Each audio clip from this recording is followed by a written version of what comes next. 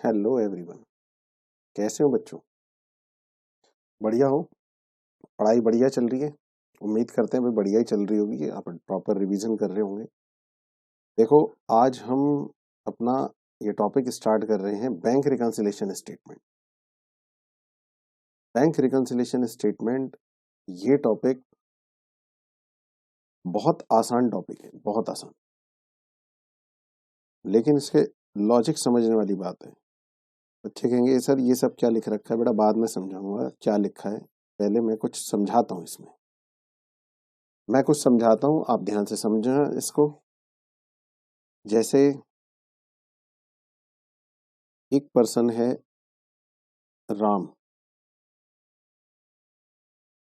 और इसने ना अपना बैंक में अकाउंट ओपन कराया। कौन से बैंक में अकाउंट ओपन करा लिया? मान लो पंजाब नेशनल बैंक।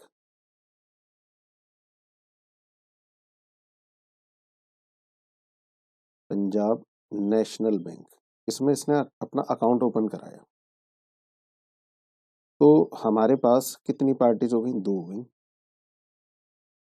एक राम और दूसरा है पंजाब नेशनल बैंक।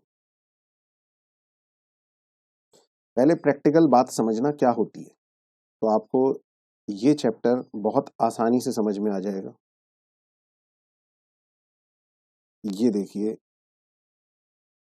मैंने ना राम की बुक्स में एक ये अकाउंट बनाया है,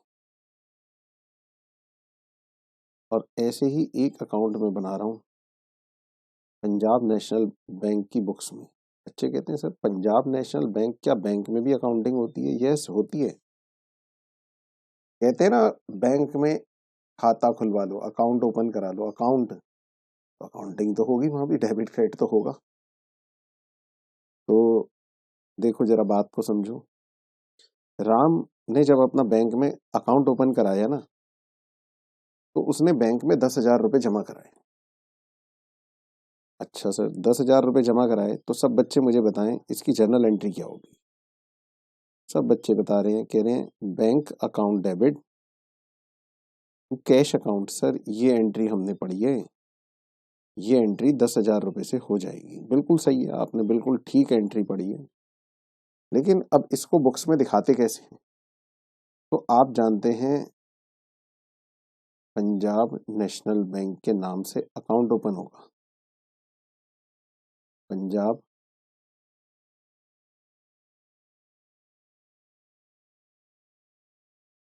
पंजाब नेशनल बैंक अकाउंट, जिसको आप कह देते हैं बैंक अकाउंट, खाली बैंक अकाउंट बोल देते हैं आम बोलचाल की भाषा में। प्रैक्टिकल लाइफ में तो पंजाब नेशनल बैंक के नाम से ही खाता खुलेगा।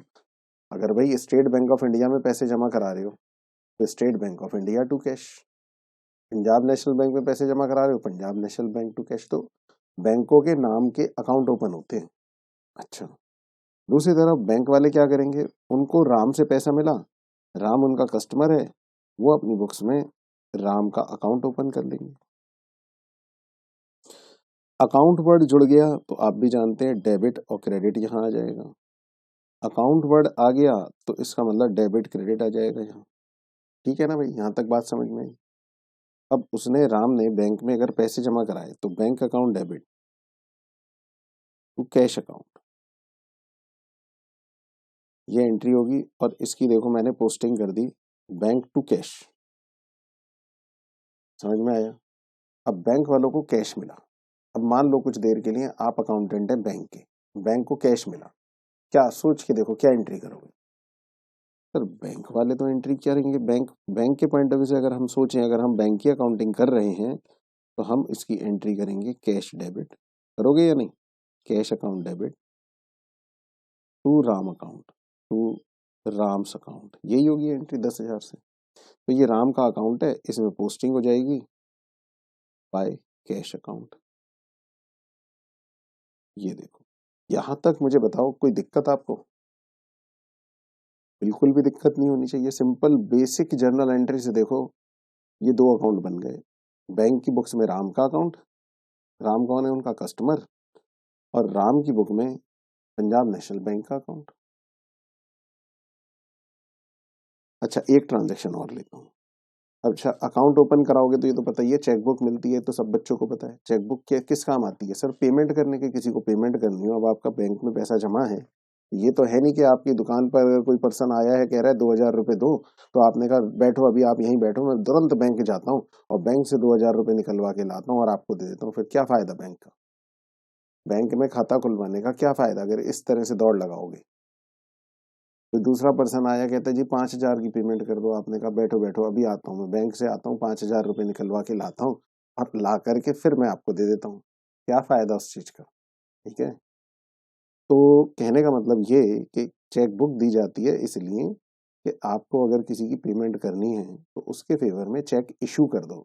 जब आप किसी को पेमेंट करते हैं ना, तो पेमेंट करते समय अपनी चेक बुक निकाली, चेक बुक से निकाल के ये समझ लो, कुछ मैं मेन मेन चीजें उसकी बता देता हूँ, आपने देखा ही होगा, मैक्सिमम बच्चों ने देखा होगा चेक कैसे बनता है।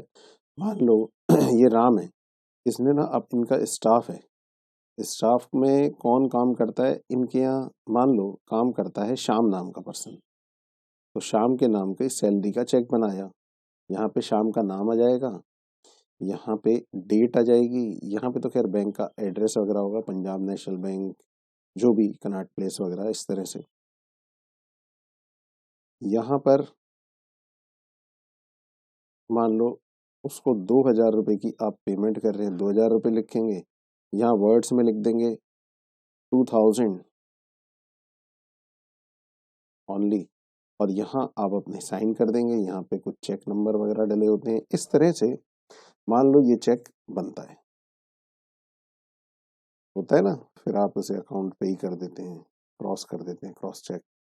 तो उसका मतलब होता है जिस पर्सन के नाम पे आपने चेक ये इशू किया है उसी के अकाउंट में अब ये डिपॉजिट होगा, इससे कोई कैश विड्रॉ नहीं कर सकता। चलो खैर, ये तो हो गई बेसिक बेसिक बात कि मान लो राम ने, यही है transaction, Ram paid salary to Shyam ₹2,000, Ram ने अपनी सैलरी पे की शाम को 2,000 रुपये। अब मुझे सब बच्चे बताएं इसकी जर्नल एंट्री क्या होगी राम की बुक में? राम की बुक में क्या एंट्री होगी? राम की बुक में एंट्री होगी सैलरी टू कैश, है ना? नहीं बेटा, salary to bank, cheque issue किया है, ध्यान से देखो स्क्रीन पे, salary account debit to bank account, salary to bank, तो बैंक अकाउंट में इसकी पोस्टिंग हो जाएगी बाय सैलरी अकाउंट, 2,000 रुपये। ठीक है। और फिर इसकी प्रैक्टिकली पेमेंट कहाँ से होगी? इसकी प्रैक्टिकली पेमेंट होगी राम के बैंक अकाउंट से, राम के बैंक से होगी इसकी पेमेंट, और राम के बैंक से जब इसकी पेमेंट होगी तो बैंक वाले इस केस के अंदर उनका अपना तरीका है लिखने का, वो यहाँ पे चेक नंबर लिख देते हैं। चेक नंबर मतलब ये जो मैंने अभी बताया था ना, नंबर वाइज के भाई ये चेक, और 2,000 रुपये का आपके खाते से पेमेंट हो गई, क्योंकि इस केस में बैंक के पॉइंट ऑफ व्यू से तो राम है रिसीवर, चाहे वो अपने स्टाफ को सैलरी दे रहा है, बट बैंक के पॉइंट ऑफ व्यू से तो ये पैसा किसने निकाल लिया? राम ने निकाल लिया। राम बन गया रिसीवर और डेबिट द रिसीवर, रिसीवर को डेबिट करो, उन्होंने कर दिया बैंक वालों ने डेबिट। चलिए जी यहाँ तक की बात सबको समझ में आई? तो ये लो, ये मैंने ये सब चीजें हटा दी, ये तो बेसिक एंट्री ही थी, क्योंकि मुझे जो काम समझाना है अब मैं वो काम शुरू करूँ ना, मुझे तो बैंक रिकन्सिलेशन समझाना है, तो क्या होता है उसका मतलब क्या होता है, ये सब बातें समझेंगे और थियोरेटिकल पॉइंट्स कुछ समझेंगे, फिर प्रैक्टिकल क्वेश्चंस पे चलेंगे। चलिए जी, अब बेटा छोटी छोटी बातें मैं इसमें बताऊंगा, उन बातों को ध्यान रखना है आपने, और उसी से हमारा ये चैप्टर हो जाएगा। अब देखो बेटा, इस चैप्टर में ये जो राम की बुक में तुमने बैंक का अकाउंट ओपन करा ना, पंजाब नेशनल बैंक अकाउंट, कौन सा? ये वाला, ये इधर देखो स्क्रीन पे देखोगे तो समझ में आएगा ना। ये जो अकाउंट ओपन किया है, इसको इस चैप्टर की भाषा में पता है क्या बोलते हैं? इसको बोलते हैं कैश बुक।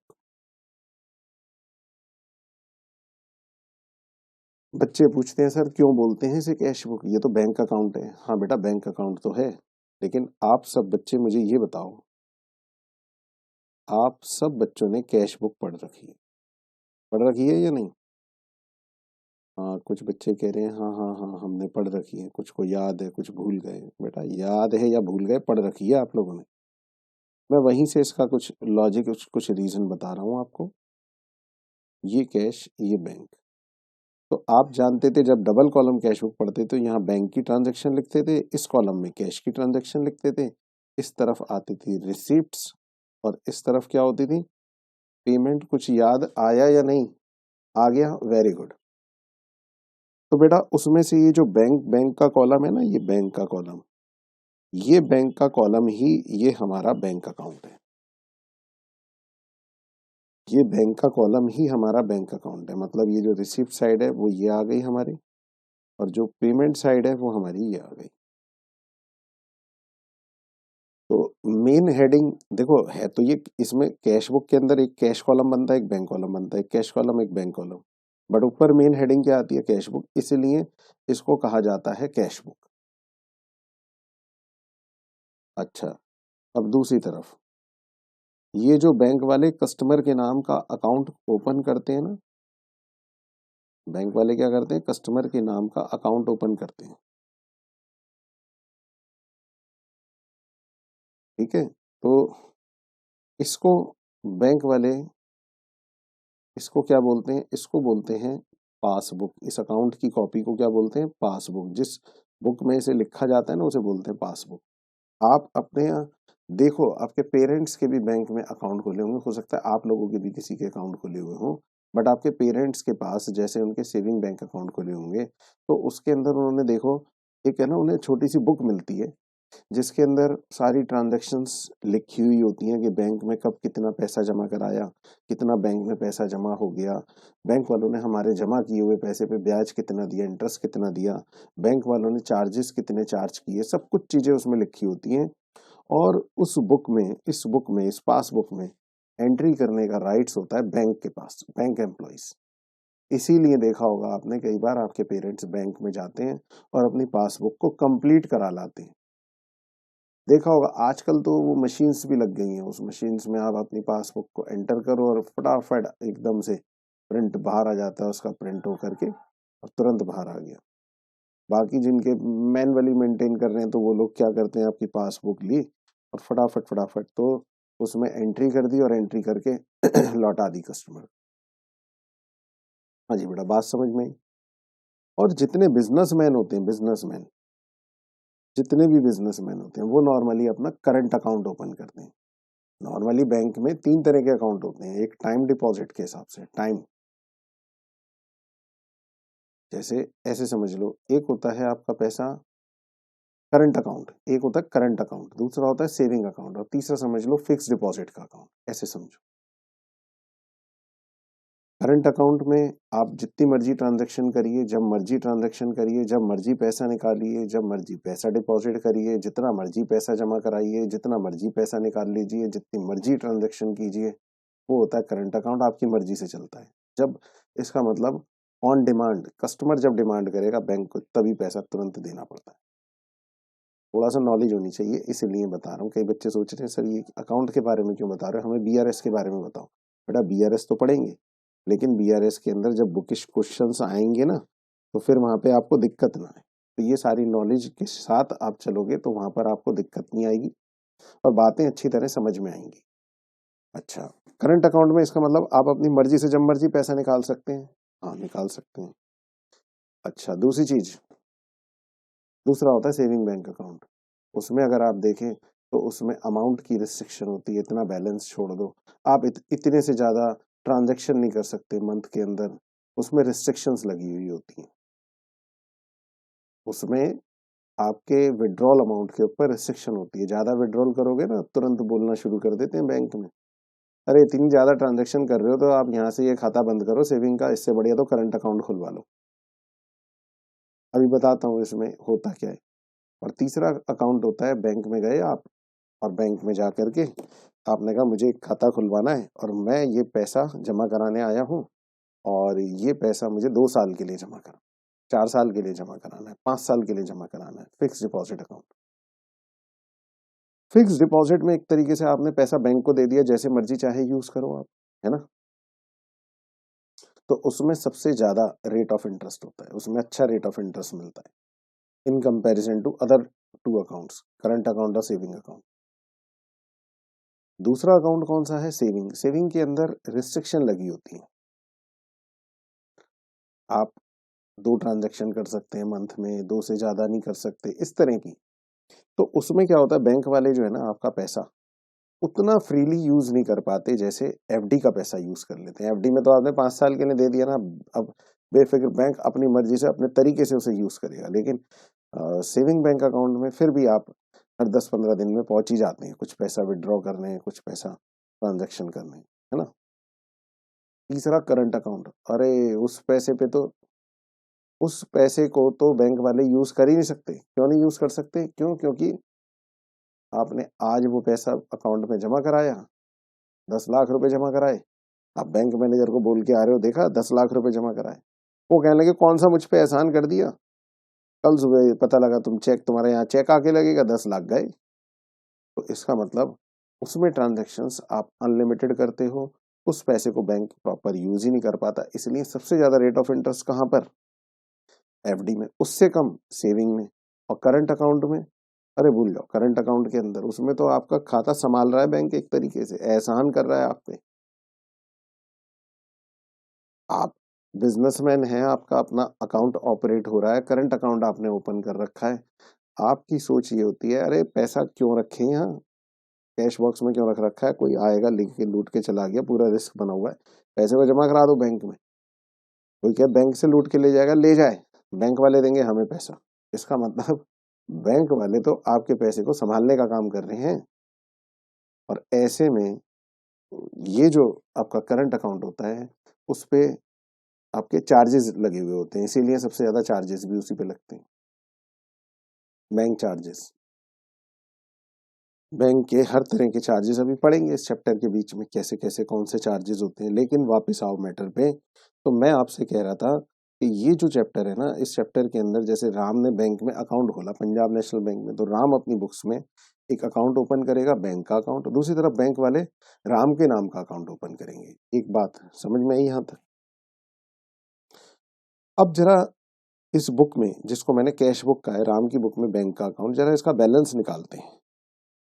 हाँ सर, बैलेंस निकाल लेते हैं। बैलेंस निकाल के क्या होगा वो बताऊंगा मैं, बैलेंस निकाल के इससे क्या होगा, निकालने तो दो, बैलेंस तो निकालना आता है क्या आपको, बैलेंस निकालना। ये 10,000 टोटल आया, ये टोटल यहाँ पे भी 10,000, वैसे ही जैसे अकाउंट का बैलेंस निकालते हैं वैसे बैलेंस निकाल लेंगे, बाय बैलेंस कैरिड डाउन, 8,000 रुपए। सेम इसी तरह से जरा बैंक वाले भी अपने कस्टमर के नाम के अकाउंट का बैलेंस निकाल लें। ये लो जी, बैंक वालों ने भी बैलेंस निकाल लिया, 10,000, यहाँ भी 10,000, टू बैलेंस कैरिड डाउन 8,000।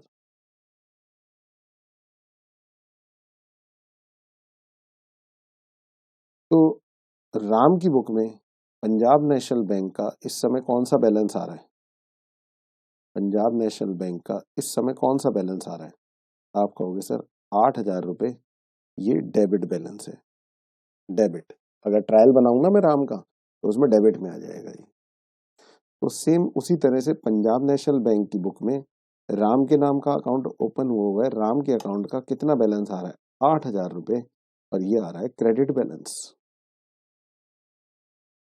अच्छा, अगर मैं मान लो राम की बैलेंस शीट बनाऊं, मान लो मैं राम की बैलेंस शीट बनाऊं, तो ये बैलेंस शीट में पंजाब नेशनल बैंक का बैलेंस एसेट्स में आएगा, एसेट्स में, ये उसकी एसेट्स है क्योंकि ये पैसा उसे बैंक से लेना है।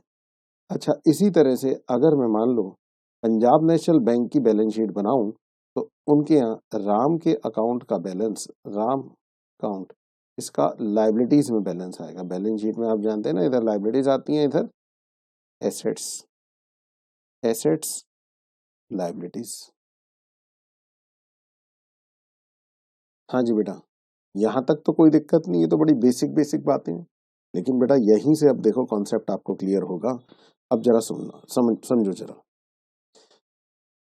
राम के लिए जो बैंक में पैसा जमा कराया, इस समय राम का बैंक में पैसा जमा है 8,000। 8,000 कैसे, चाहे तुम इंटरप्रिटेशन कर लो, सर 10 जमा कराए थे, 2 की पेमेंट हो गई, 8 बचा बैलेंस। किसी बच्चे से भी पूछोगे ना कि तुमने बैंक में 10,000 रुपए जमा कराए, उसमें से 2,000 रुपए की पेमेंट हो गई, अब 2,000 की पेमेंट हो गई तो आपका बैलेंस कितना बचा, 8,000 रुपए। अच्छा, तो 8,000 रुपए राम की क्या है, ये एसेट्स। समझ में आया, राम को बैंक से पैसा लेना है। अच्छा, दूसरी तरफ अब बैंक के लिए पढ़ना यही चीज। बैंक कहता है 10,000 रुपए हमने राम से ले रखे हैं, लिए ना राम से, भाई राम का कमाया हुआ पैसा राम ने बैंक में ले जाके जमा करा दिया, तो बैंक संभाल के रख रहा है उसको। अभी मैंने बताया ना, बैंक को तो संभालना ही होता है उसको। उसमें से 2,000 की पेमेंट उसकी हो चुकी है, क्योंकि उसने सैलरी की पेमेंट करवा दी, बैंक को चेक इशू कर दिया ना कि भाई कर दो इनकी पेमेंट, बैंक ने कर दी, ये देखो 2,000 की पेमेंट। तो अब बताइए कितना बैलेंस रह गया, 8,000। तो बैंक की ये लाइबिलिटी है, बैंक की लाइबिलिटी है, बैंक की लाइबिलिटीज में आ रही है। तो यहाँ राम ये कह रहा है मुझे बैंक से 8,000 रुपए लेने हैं, तो दूसरी तरफ बैंक वाले कह रहे हैं हाँ हमें 8,000 रुपए आपके देने हैं। राम कह रहा है ये 8,000 रुपए मेरी एसेट्स है, तो बैंक वाले कह रहे हैं हाँ ये 8,000 मेरी लाइबिलिटी है, हमें पैसे देने हैं ये। और ये बात इस समय बिल्कुल बराबर है, इसको बोलते हैं रिकनसाइल्ड, दोनों बैलेंस बराबर आ गए। ठीक है बेटा, यहां तक की बात समझ में आई सबको, यहां तक की बात समझ में आई, ये दोनों बैलेंस क्या हो गए, बराबर, रिकनसाइल्ड। लेकिन प्रैक्टिकल लाइफ में ये दोनों बैलेंस अलग आते हैं, ये दोनों बैलेंस, जैसे यहां तो मेरे 8,000 रुपए आ गए, बुकिश में मैंने दिखा दिए, प्रैक्टिकल लाइफ में ये अलग आते हैं। कैश बुक का बैलेंस नॉर्मली अलग आ जाते हैं, कैश बुक का बैलेंस अलग, पासबुक का बैलेंस कुछ और। अच्छे कहते हैं सर ऐसे कैसे, हम जो पैसा जमा करा रहे हैं उसकी एंट्री बैंक में भी हो रही है, हम जो पेमेंट कर रहे हैं उसकी एंट्री बैंक में भी हो रही है, तो फिर क्यों डिफरेंस आता है, वही तो पढ़ेंगे, हम पढ़ेंगे इसको। तो बेटा होता क्या है सुनो, अब बात करते हैं। अब तुम्हें दो बुक्स की थोड़ी सी नॉलेज हुई ना, राम अपनी बुक्स में क्या बना रहा है, कैश बुक, और उधर दूसरी तरफ बैंक वाले क्या बना रहे हैं, पासबुक।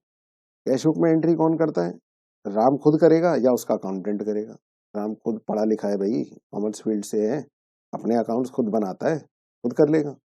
अकाउंटेंट रख रखा है, अकाउंटेंट से करवा लेगा। लेकिन पासबुक में एंट्री कौन करेगा, पासबुक में करते हैं बैंक एम्प्लॉइज, बैंक वाले करते हैं उसमें एंट्री। तो ये दोनों बैलेंसेस मैंने बताया, मेरे बुकिश कॉन्सेप्ट में तो सेम आ गए, लेकिन प्रैक्टिकल लाइफ में दोनों अलग आते हैं। और ये अलग जो आ रहे होते हैं, इनको फिर हम मिलाते हैं, क्या डिफरेंस के रीजन है, ऐसा क्या रीजन है जिस वजह से ये डिफरेंसेस आ रहे हैं, और उन डिफरेंसेस को एक शीट पे, एक पेपर पे लिखते हैं, और वही पेपर, वही स्टेटमेंट कहलाती है बैंक रिकंसिलिएशन स्टेटमेंट। समझ में आया, तो यही बात देखो मैंने मीनिंग में लिखी भी है, बड़ी सिंपल लैंग्वेज में लिखी है, आप देखो, bank reconciliation statement is a statement prepared by the account holder. ये बैंक वाले नहीं बनाएंगे कि सारे कस्टमर के बीआरएस बनाए, ये तो कौन बनाएगा, जो अकाउंट होल्डर है। अकाउंट होल्डर जैसे हमारे वाले एग्जांपल में राम का बैंक में अकाउंट है, तो राम कहलाएगा अकाउंट होल्डर। तो ऐसे सर अगर 1,000 कस्टमर है बैंक के, तो वो सारे ही अकाउंट होल्डर हैं। तो बैंक स्टेटमेंट, तो इसका मतलब अकाउंट होल्डर होने के लिए आपको बैंक में खाता भी तो खुलवाना पड़ेगा ना। तो bank reconciliation statement is a statement prepared by account holder to reconcile the bank balance as per cash book. देखिए जरा, bank balance as per cash book, cash book के हिसाब से बैंक बैलेंस, और balance and balance as per bank passbook. क्या करते हैं, इनको रिकंसाइल करते हैं, मिलाते हैं, and showing all the causes, all the causes of the differences between the two. इन दोनों में जो भी डिफरेंस आ रहा है उस डिफरेंस के रीजन को उसमें लिखा जाता है, उस स्टेटमेंट में, तो उसको बोलते हैं बैंक रिकंसिलिएशन स्टेटमेंट। तो क्या आपके पास बात सामने आई, BRS is prepared by account holder regularly after certain interval. ये बीआरएस बनाता है कौन? Account holder. सर कब बनाता है? लिखा है after regular interval, certain interval. तो उसका देखो मैंने लिखा है वैसे आगे, एवरी मंथ, एवरी वीक और इवन डेली। ये डिपेंड करता है आपकी वॉल्यूम ऑफ ट्रांजेक्शन कितनी है। कई एंटरप्राइज होती हैं, उनके है ना छोटे छोटे छोटे चेक आते हैं और इतनी ज्यादा ट्रांजेक्शन हो जाती हैं, माना 20 25 30 चेक रोज के जमा हो रहे हैं बैंक में। तो ये तो बहुत ज्यादा हो गए। तो हो सकता है कि वो बैंक को रिकंसाइल करते हो डेली बेसिस पे या वीकली बेसिस पे, हफ्ते में एक बार। सर कैसे? ये जो बेटा, ये जो है ना बैंक वालों की, ये जो राम का अकाउंट है जिसको हम बोलते हैं पासबुक, ये पासबुक आप बैंक से कंप्लीट करा लो, बैंक से कंप्लीट करा के ले आओ। मैंने कहा ना अकाउंट होल्डर, मतलब बोल देते हैं हम इसे पासबुक, कुछ लोग इसे बैंक स्टेटमेंट भी बोलते हैं इसी चीज को। और जिन लोगों के बिजनेस हैं वो करंट अकाउंट ओपन करते हैं, और करंट अकाउंट ओपन करते हैं तो बैंक वाले उनसे सर्विसेज चार्जेस भी लगाते हैं। और आप वो लोग क्या करें, अगर मान लो उनके यहाँ ट्रांजैक्शन ज्यादा है और वीकली वो जाते हैं, वो कहते हैं एवरी सैटरडे हम अपने पूरे एक हफ्ते के अकाउंट की कॉपी हमें चाहिए, तो वहां से प्रिंट आउट निकलवा लो और आपको मिल जाएगा, और फिर आप वीकेंड पर अपना बैंक रिकंसाइल कर लो। और कई लोग तो मंथ एंड पे करते हैं, उनके यहाँ ट्रांजैक्शन होती हैं लेकिन इतनी ज्यादा नहीं होती, वो कहते हैं मंथ एंड पे, एक महीने की, जैसे जनवरी का मंथ है तो जनवरी एंड हो जाने दो, 31 जनवरी तक की एंट्री हो जाएंगी इस पासबुक में। देन इसके बाद हम उनसे फेब के बिगनिंग में 1 2 3 तारीख में उनसे बैंक की अपनी स्टेटमेंट ले लेंगे और फिर इसको मिला लेंगे दोनों को। वो हर महीने ही मिलाते हैं, इसका मतलब वो साल में कितनी बार? 12 बार मिलाएंगे। तो ये डिपेंड करता है, it depends on volume of transaction. ये आप फिक्स नहीं कह सकते हर महीने ही होगा, वीकली होगा, डेली होगा, तो डिपेंड करता है। लेकिन बुकिश कॉन्सेप्ट में आपको जो भी बैंक रिकंसिलेशन दिया जाता है वो मंथ एंड का होता है। एक महीने की ट्रांजैक्शन दे देंगे, वो आपको बताएंगे कि भाई एक महीने एंड पे, जैसे फेब है, मार्च है, तो उस मंथ के अंदर मंथ एंड पे हमारी कैश बुक का बैलेंस कितना है, पासबुक का बैलेंस कितना है, दोनों में डिफरेंस आ रहा होगा और डिफरेंस के रीजन दिए होंगे। उन रीजन से आपको बैंक रिकंसिलेशन स्टेटमेंट बनानी होगी। वो टेंशन मत लो कैसे बनानी होगी, वो कोई ना सिखाया है अभी मैंने। कई बच्चे सोच रहे हैं सर वो एडलेस करना, तो बताया नहीं, आप कह रहे हैं बैंक रिकंसिलेशन स्टेटमेंट बनाएंगे।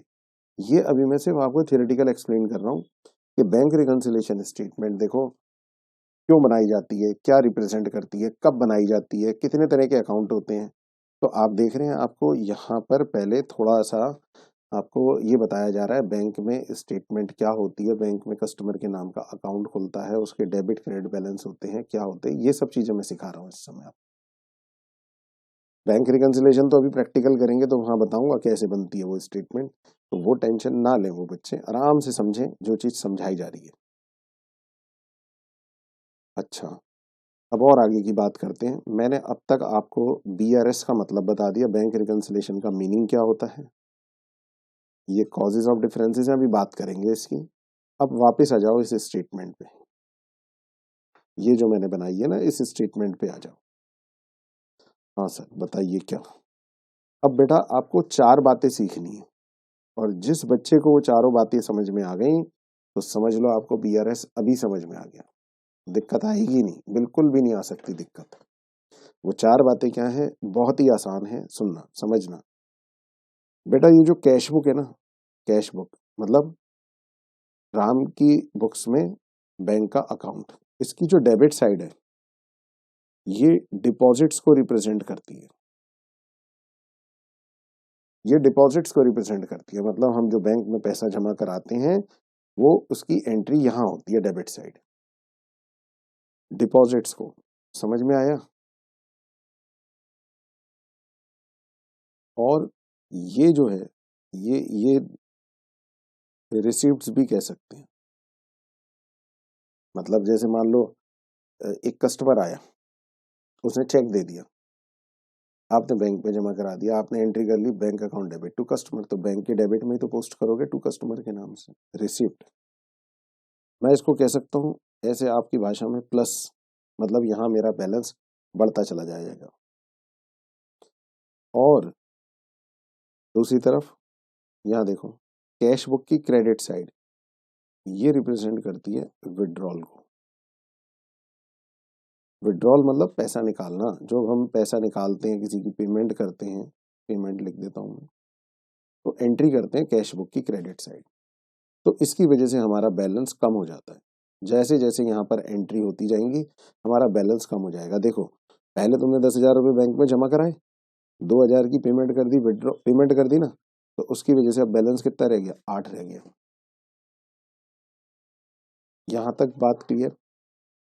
अब बच्चे कहेंगे सर इतनी आसान बात आप, ये तो कैश बुक में ही हमें आती थी, यही कहोगे ना? हाँ बेटा वो कैश बुक में ही आती थी, बट फिर भी मैंने एक बार रिवाइज करा दिया आपको। अच्छा, अब जरा बैंक की पासबुक में पढ़ते हैं कि ये क्या है। बेटा बैंक की पासबुक में ये बात समझो, जो आप कैश बुक में डेबिट करते हो वो सारी ट्रांजैक्शन, इधर देखो इधर देखो इधर देखो स्क्रीन पे, वो सब कुछ क्या होती है, क्रेडिट। देखो 10,000 रुपये क्रेडिट हो गए। तो कहने का मतलब ये कि पासबुक का, ये पासबुक है ना, तो पासबुक की जो क्रेडिट साइड है वो डिपॉजिट्स को रिप्रेजेंट करती है, वो रिसिप्ट को रिप्रेजेंट करती है, वो प्लस को रिप्रेजेंट करती है। मतलब आपका पैसा जमा होता जाना जाता है बैंक में। इसका मतलब ये हो गया, इसका मतलब ये हो गया, सुनो जरा ध्यान से सुनो। आपका बैंक में अकाउंट है, आप बैंक में एक दिन गए और आप जाकर के उनसे पूछते हो जी मेरा बैलेंस कितना है। होता है ना, लोग जाते हैं पूछते हैं, तो बड़ा नॉर्मल सा एक क्वेश्चन है। आप बैंक में गए और बैंक में जाकर के आप ये पूछते हो मेरा बैलेंस कितना है, तो बैंक वाले ने वहां पे जो काउंटर पे बैठे हुए थे, जो आपका अकाउंट ऑपरेट कर रहे थे, उन्होंने आपको बताया, कहने के आपका बैलेंस है 80,000 क्रेडिट, 80,000 क्रेडिट बैलेंस। इसका मतलब आपका बैंक में 80,000 जमा है पैसा, क्योंकि बैंक में जो क्रेडिट चल रहा है वो उनकी लायबिलिटी है, लायबिलिटीज के क्रेडिट बैलेंस होते हैं। तो वो डेबिट क्रेडिट अपने पॉइंट ऑफ व्यू से बताते हैं कि हमारी बुक में आपका क्रेडिट बैलेंस चल रहा है। तो बैंक की बुक में क्रेडिट बैलेंस चलना आपके लिए अच्छा ही है, क्योंकि उनकी लायबिलिटी है, वो ये पैसा आपको देंगे और आपकी वो एसेट्स है। कंफ्यूज मत हो जाना, कंफ्यूज मत हो जाना। कहीं आप कहो सर क्रेडिट तो लायबिलिटी होती है, तो हमारी लायबिलिटी है क्या? तुम्हारी लायबिलिटी नहीं है, वो बैंक वालों की लायबिलिटी है। समझ में आया या नहीं? मैं दोबारा बोलूं, बैंक में आप अपना बैलेंस पता करने का है, बैंक वालों ने बताया, कह लेंगे 80,000 रुपये आपका क्रेडिट बैलेंस है, तो इसका मतलब आपके लिए ये फेवरेबल है, अच्छी बात है कि आपका बैंक में 80,000 रुपये जमा है, ये आपकी एसेट्स है। उनका बुक्स वो अपने पॉइंट ऑफ व्यू से दिखा रहे हैं कि हमारी बुक में देखो क्रेडिट बैलेंस चल रहा है, हमारी लायबिलिटी है, हमने आपका पैसा देना है। और कभी अगर वो ये कह दें, क्योंकि अगर आपने ज्यादा पैसा निकाल लिया बैंक से, डिपॉजिट से ज्यादा मान लो हो जाता है, ऐसा भी हो जाता है, तो आपकी बैंक में जान पहचान है, बैंक में आपकी गुडविल अच्छी है, मार्केट में रेपुटेशन अच्छी है, तो बैंक वाले क्या करते हैं, उस बेस पे आपका कई बार ज्यादा पेमेंट भी कर देते हैं। जैसे मान लो आपका बैंक में पैसा जमा है 2 लाख और आपने 2,25,000 का चेक इश्यू कर दिया, तो 2,25,000 की पेमेंट कर दी बैंक वालों ने आपकी। बच्चे कहते हैं हमारा पैसा जमा है 2 लाख और उन्होंने 2,25,000 की पेमेंट कर दी। हाँ, मान लो आपकी कुछ बातचीत ऐसी है, बताऊंगा किसी दिन वो भी कि कैसे क्या है ये, तो मान लो कर दी ऐसी पेमेंट, तो इसका मतलब 25,000 रुपये आपका डेबिट बैलेंस आना शुरू हो जाएगा। फिर बैंक वाले कहेंगे 25,000 रुपये, फिर मान लो बैलेंस पता करने का है ना आप, फिर कहेंगे बैंक वाले कि आपका 25,000 रुपये डेबिट बैलेंस चल रहा है। इस बात का मतलब क्या है कि आपका, इसी को बोलते हैं ओवरड्राफ्ट। याद आया? बड़े बेसिक लेवल पे आपने एक वर्ड सीखा था, बैंक ओवरड्राफ्ट। बैंक ओवरड्राफ्ट का मतलब बैंक में जितना बैलेंस है आपका, आपने उससे ज्यादा पेमेंट कर दी है। देखो वही सिचुएशन आ गई ना, 2 लाख आपका जमा है और आपने 2,25 की पेमेंट करवा दी, तो 2,25 की पेमेंट कराने से 25,000 रुपये आपका डेबिट बैलेंस हो गया। इसी को हम बैंक ओवरड्राफ्ट भी बोलते हैं। और बैंक वाले, पता है, जब उनसे बैलेंस पता करने जाओगे तो इस सिचुएशन में वो क्या कहेंगे, आपका 25,000 रुपये डेबिट बैलेंस चल रहा है। तो डेबिट बैलेंस जान के खुश मत हो जाना जी, एसेट्स के डेबिट बैलेंस होते हैं। वो उन्होंने अपने पॉइंट ऑफ व्यू से बताया कि उनकी बुक्स में आपका डेबिट बैलेंस चल रहा है, मतलब उनकी एसेट्स है, उन्होंने ये पैसा आपसे लेना है, लाओ बताओ कब दे रहे हो, तो आपकी वो लायबिलिटी हो गई। और आप अपनी बुक्स से भी देखोगे तो वो 25,000 रुपये क्रेडिट आएगा आपकी बुक्स में। पता है क्यों? आप पेमेंट साइड पे, ये क्रेडिट साइड है ना पेमेंट, इसमें 2,25,000 की पेमेंट दिखाओगे, जमा कितना है 2 लाख, तो अपने आप 25,000 क्रेडिट आएगा। यहां तक की बात क्लियर हो गई या नहीं? हो गई।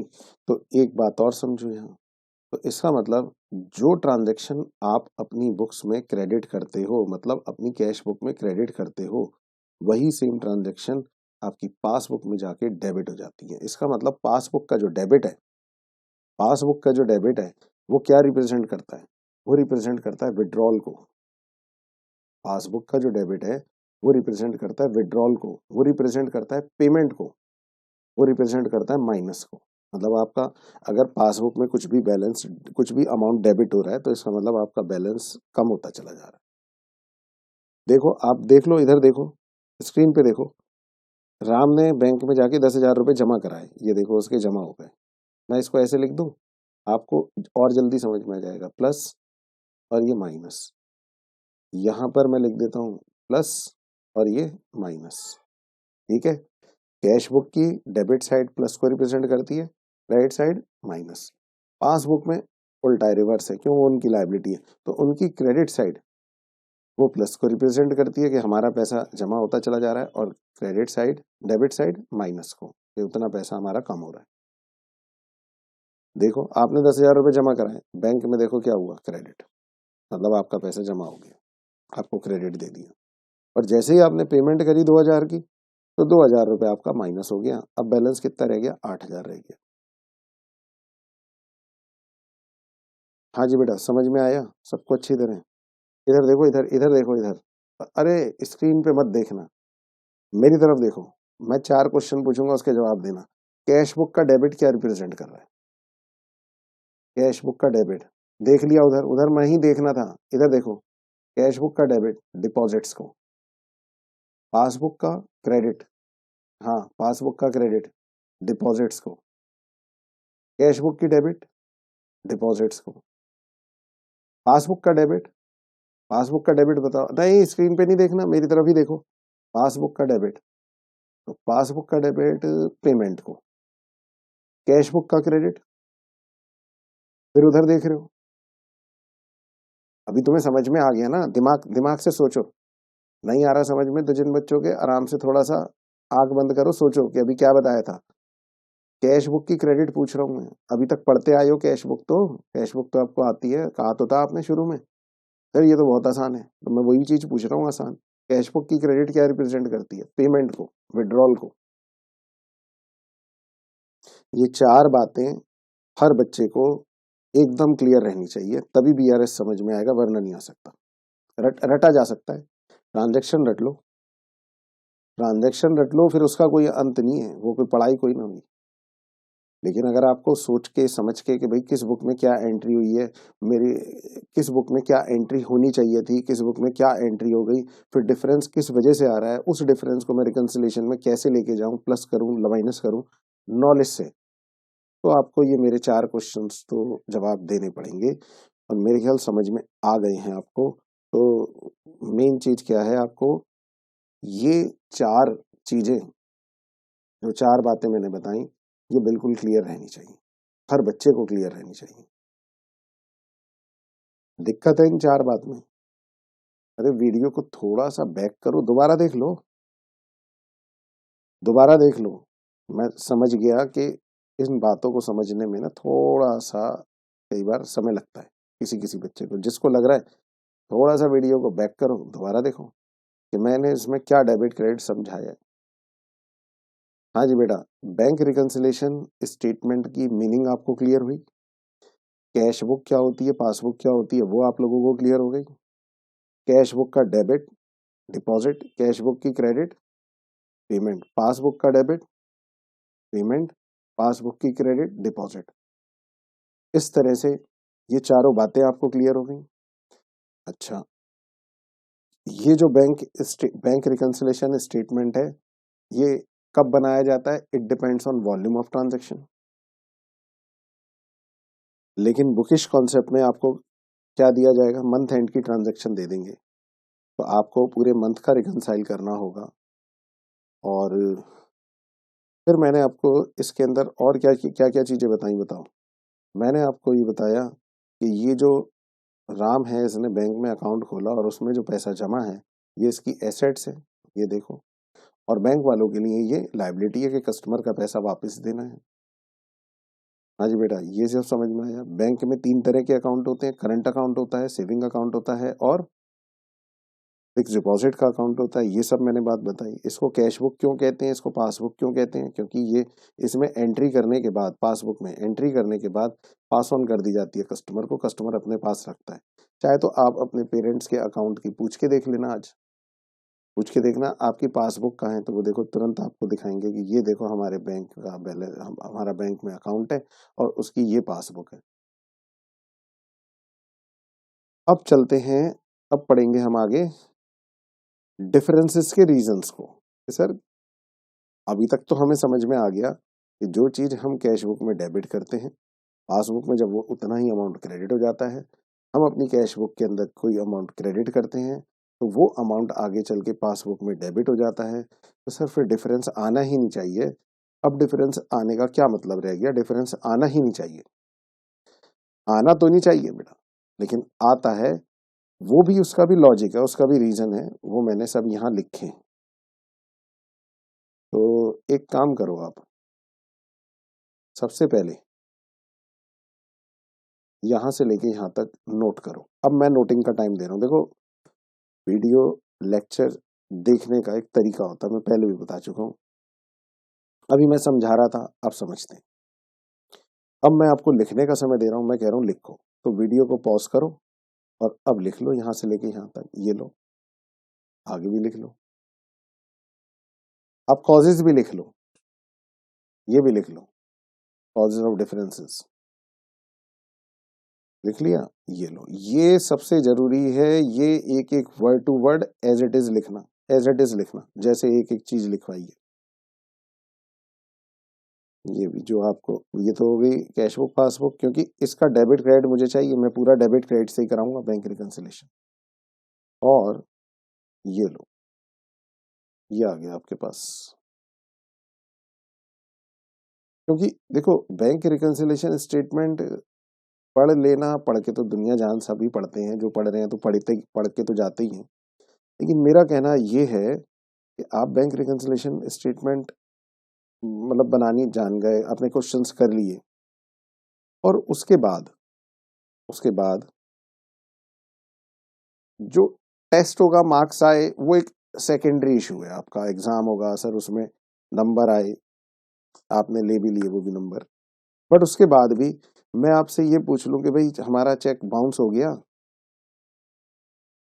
डिसऑनर हो गया, उसकी एंट्री किस बुक में क्या हुई होगी, कैश बुक में क्या होगी, पासबुक में क्या होगी, क्या ये डिफरेंस के रीजन में आएगा, किस तरफ एंट्री हुई होगी। अरे सर इतना नहीं जानते, इतना नहीं जानते सर, ऊपर बता दो बैलेंस किसका है, मैं जानता हूँ ऐड करना या लेस करना, तो इसका मतलब वो नॉलेज किसी काम की नहीं। और बैंक में अकाउंट तो डेफिनेटली आप अपना बैंक में हर पर्सन का अकाउंट होता है, तो बैंक को रिकंसाइल करना, उसको मिलाना हर पर्सन को आना चाहिए ये तो। चलिए खैर, यहाँ तक का पॉइंट आपको क्लियर हो गया। ओके।